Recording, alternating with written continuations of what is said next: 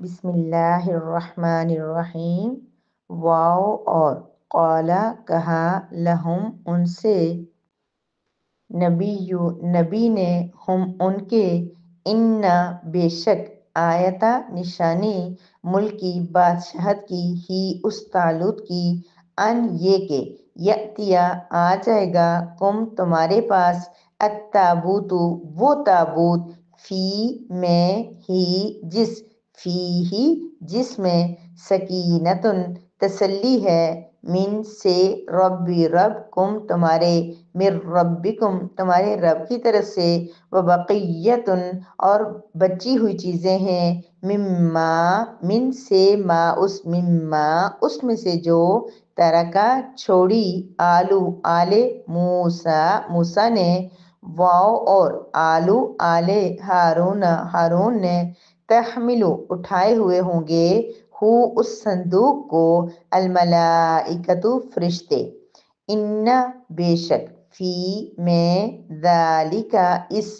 لآیتن لا البتہ، آیتن نشانی ہے، لا لیے، کم تمہارے، لکم تمہارے لیے، ان اگر، کن ہو تم، مؤمنین ایمان لانے والے۔ وقال لهم نبیہم ان آیت ملکہ، اور اس قوم سے ان کے نبی سمویل علیہ السلام نے کہا کہ بے شک اس طالوت کے بادشاہ ہونے کی نشانی یہ ہے، ان یأتیکم التابوت فیہ سکینۃ من ربکم، کہ تمہارے پاس تمہارا وہ تابوت، وہ صندوق واپس آ جائے گا جس میں تمہارے رب کی طرف سے ایک تسلی ہے، سکون ہے، وبقیت مما ترک آل موسیٰ و آل ہارون، اور آل موسیٰ اور آل ہارون کی بچی ہوئی باقی چیزیں اس میں موجود ہیں، تحملہ الملائکہ اس کو فرشتے اٹھائے ہوئے ہوں گے، ان فی ذلک لآیۃ لکم ان کنتم مؤمنین، اگر تم ایمان والے ہو تو اس میں تمہارے لیے بہت بڑی نشانی ہے۔ نحمدہ و نصلی علی رسولہ الکریم، اما بعد، سورہ بقرہ کی آیت نمبر 247 ہے، جس میں اللہ رب العزت وہی واقعہ جو ہم نے گزشتہ آیت مبارکہ میں پڑھا ہے، جس میں جب ایک جالوت بادشاہ نے بنی اسرائیل کے اوپر حملے کر کر کے ان کے مردوں کو جو وہاں سے نکلنے پہ مجبور کر دیا تھا، وہ لوگ وہاں سے بھاگ گئے تھے اور ان کی عورتوں اور بچوں کو گرفتار کر لیا تھا یا اپنا غلام بنا لیا تھا، اور بنی اسرائیل بہت ہی مشکل حالات سے گزر رہے تھے اور ان کے حالات بہت خراب تھے، اور اس وقت ایک نبی سمویل علیہ السلام وہاں موجود تھے، تو انہوں نے پھر یہ لوگ سارے جا کے مسجد اقصیٰ میں جمع ہو گئے تھے بنی اسرائیل، اور وہاں پہ انہوں نے اپنے نبی سمویل علیہ السلام سے گزارش کی کہ آپ ایسا کریں کہ ہمارے اوپر کوئی بادشاہ مقرر کر دیں۔ اب اللہ رب العزت کے جو نبی ہیں وہ سارے بادشاہ بھی سمجھیں کہ جب جس دور میں ہوتے ہیں وہاں پہ جو قیادت بھی سنبھالتے ہیں اور جہاد کے سپہ سالار کے فرائض بھی سر انجام دیتے ہیں اور تبلیغ اور ہر کام، لیکن ان لوگوں نے جو ہے ان سے کہا کہ ہمیں ایک بادشاہ بھی چاہیے جو ہمیں الگ سے جو ہے نا ہماری جو قیادت کرے، ہمارے ساتھ مل کے جو ہے جنگ کرے اور ہمیں فتح نصیب ہو، اور اس طرح۔ تو اللہ کے نبی نے کوئی اعتراض نہیں کیا، انہوں نے کہا ٹھیک ہے، یہ ایک الگ کام ہے، یہ بھی اچھے طریقے سے ہو جائے۔ انہوں نے اللہ رب العزت سے دعا کی، تو اللہ رب العزت کی طرف سے حکم آ گیا کہ جو ایک ہے، یعنی کہ انہی لوگوں میں سے بادشاہ مقرر ہونا تھا نا، وہ سارے جو وہاں موجود تھے۔ اب وہ جو سردار آئے تھے ان کے پاس، الملا کا لفظ آپ کو یاد ہوگا، تو سرداروں نے جب آ کے یہ کہا کہ ہمیں کوئی بادشاہ چاہیے، تو ان کے ذہن میں یہ ہوا ہوگا کہ بادشاہ ہم سرداروں میں سے کوئی بنے گا، ہم امراء میں سے کوئی بنے گا، جو امیر لوگ ہیں، بڑے ہیں، جن کی بڑی بنی ہوئی ہے، چلے یہ پیغمبر تو ہو گئے، لیکن ساتھ ہم لوگ جو ہے نا ہماری بھی سرداری جو ڈبل ہو جائے گی، ہمیں بادشاہت بھی مل جائے گی اور ہم سپہ سالار بھی بن جائیں گے۔ اب اللہ رب العزت کی طرف سے بادشاہ مقرر ہوتے ہیں، لیکن وہ کون ہے؟ طالوت۔ یاد رکھیے، جالوت جس نے حملہ کیا تھا، طالوت ان کے جن کو سپہ سالار اور بادشاہ مقرر کیا گیا تھا، ان کا نام طالوت تھا۔ اب جب انہوں نے نبی نے ان کو یہ انفارم کیا کہ اللہ رب العزت نے طالوت کو تمہارے اوپر بادشاہ مقرر کیا ہے، تو بجائے اس کے کہ خود ان کی مانگی ہوئی بات پوری ہوئی ہے، اللہ رب العزت کی مرضی، بنی اسرائیل تھے مسلمان، یعنی کہ ایمان والے تھے، نبیوں کو اور اللہ کو ماننے والے تھے، اب ان کو ہونا تو یہ چاہیے تھا کہ اللہ رب العزت نے مقرر کیا ہے تو ہمیں اس پہ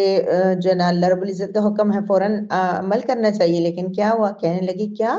وہ طالوت اس کو ہمارے پر بادشاہ مقرر کر دیا گیا ہے، وہ کیسے ہمارے پر بادشاہی کر سکتا ہے؟ بھائی کیسے کر سکتا ہے؟ آپ نے اللہ سے دعا کی، اللہ کی مرضی، اللہ جس کو بنائے، لیکن نہیں، ان کو فوراً اپنی جو ہے نا سرداری اور اپنی جو ہے نا وہ عزت کم ہوتی ہوئی محسوس ہوئی۔ اور یہ طالوت جو تھے یہ بنی اسرائیل میں سے ہی تھے۔ آپ کو پتا کہ یعقوب علیہ السلام کے 11 بیٹے تھے، ان میں سے سب سے چھوٹے جو بنیامین تھے نا، ان کی اولاد میں سے تھے، اور بنیامین کی اولاد میں سے کوئی اس سے پہلے جو ہے باقاعدہ کسی کو سرداری یا اس طرح وہ نہیں دیتے تھے، بلکہ جو بڑے یہودا وغیرہ اور اس طرح ان کے جو بڑے بھائی تھے، وہ انہی کے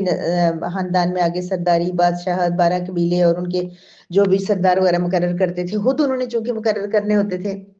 تو اپنی مرضی سے جس کو چاہتے مقرر کر لیتے۔ اب چونکہ اللہ رب العزت نے کیا، اور اللہ پاک نے تو انسان کا تقوی دیکھنا ہوتا ہے، انسان کا علم دیکھنا ہوتا ہے، اور جس حساب سے اب انہوں نے بادشاہ اور سپہ سالار مانگا تھا جس نے جنگ کرنی تھی، تو اللہ رب العزت انہوں نے کیا اعتراض کیا، یہ بادشاہ کیسے ہو سکتا ہے؟ اس کے پاس تو مال ہی نہیں ہے، اس کے پاس تو دولت ہی نہیں ہے، اور کچھ بھی نہیں ہے، یعنی کہ اس کی کوئی پرسنلٹی نہیں ہے، کوئی اس کا روب داب نہیں ہے، کچھ نہیں ہے۔ تو اللہ رب العزت نے فرمایا ٹھیک ہے، لیکن اللہ تعالیٰ نے اس کو تمہارے اوپر چنا ہے، اللہ کی مرضی۔ اور دوسرا وہ علم میں بھی زیادہ ہے، اور جس میں بھی علم چاہیے، سمجھ چاہیے، دانائی چاہیے، عقل چاہیے، جنگ کرنے کے لیے حکمت عملی ہوتی ہے، بہت سارے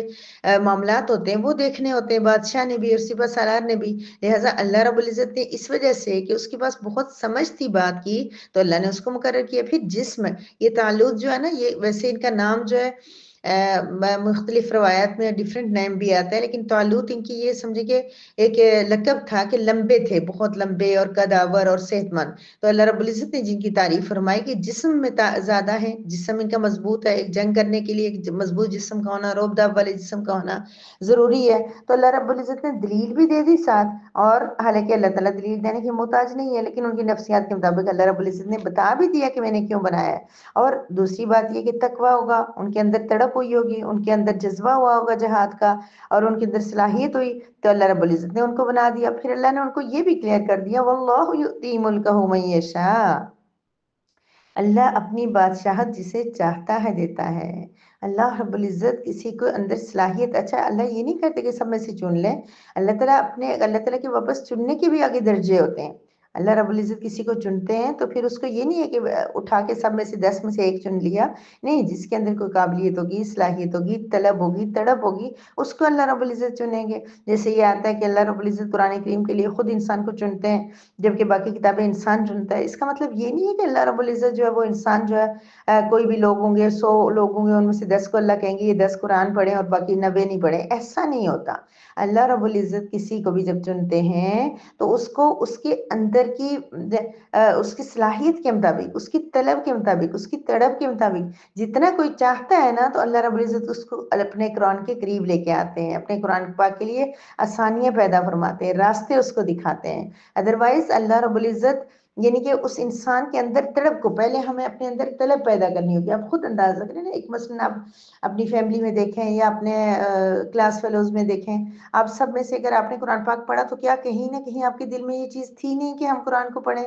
کہیں نہ کہیں تو آپ نے ضرور اس بارے میں سوچا ہوگا، آپ کو دل کرتا ہوگا کہ اللہ یہ ترجمہ، یہ میں تلاوت کر رہی ہوں، اس کا مفہوم بھی تو آنا چاہیے، اللہ رب العزت اس میں مجھے کیا، کہیں نہ کہیں آپ کے دل میں خواہش تھی، طلب تھی، تو اللہ رب العزت نے آپ کو چن لیا اور پھر آپ کو قرآن کریم پڑھنے کی توفیق عطا فرما دی۔ یعنی کہ اللہ رب العزت چنتے بھی انسان کی صلاحیت کو دیکھیں، یہ نہیں ہے کہ اللہ رب العزت کسی کو اٹھا کے کر لیتے ہیں، ہمیں اپنے اندر طلب پیدا کرنی ہوگی۔ باقی صلاحیت دینے والے اللہ کی ذات ہے، اگر انسان تقویٰ کرے، کوشش کرے، تو مجھ جیسے ناچیز جن کے پاس نہ علم ہے، نہ اتنا خاص، نہ عمل ہے، نہ کچھ یاد رہتا ہے، کچھ بھی، لیکن اللہ رب العزت نے یہ یہاں پہ ایک سلسلہ شروع کر دیا، اور آپ سب اتنی توجہ محنت پیار سے سنتے ہیں اور اتنی دعائیں دیتے ہیں، اور